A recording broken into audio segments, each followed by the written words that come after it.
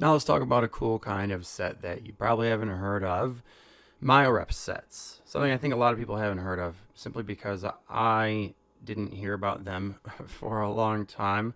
They're the type of set I learned about last, and I just hear about them the least. And I also found that when I was trying to learn about them, it was difficult to find a definition and basic explanation of what they are, especially one that was, concise and clear enough to understand pretty easily.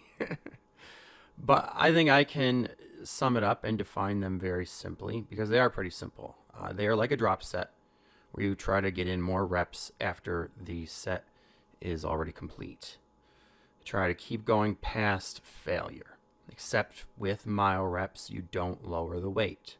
So, in order to do that, you don't go all the way to failure generally, and you don't do this with heavy compound lifts like you would a drop set. All right, only with your isolation accessory work.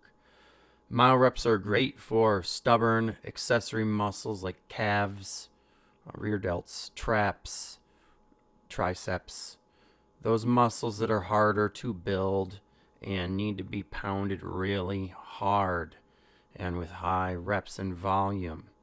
All right, especially for during training times where you're supposed to be going balls to the wall, high intensity past failure and everything. All right, but you wouldn't do these all the time. So to perform a Myo-Rep set, you will simply stop short of failure when you think you're close to it at about a 9 RPE, and then take a quick rest for about 10 to 20 seconds. All right, just like with a rest pause set. And then churn out a few more reps, like maybe 5 or so if you can do them. And then repeat the rest period again for another 10 to 20 seconds and just churn out another 5 reps if you can. And just keep doing this as many times as you can or want to. You are going to have to auto-regulate it to make sure you don't hurt yourself.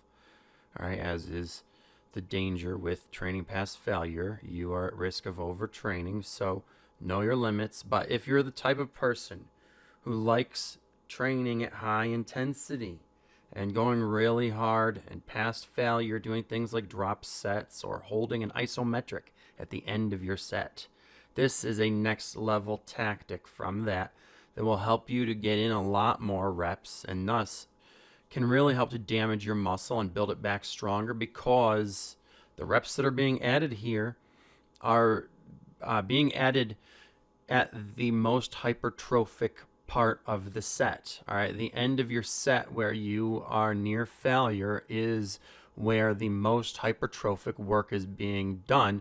So you are extending that part of the set, the end of the set that is most hypertrophic.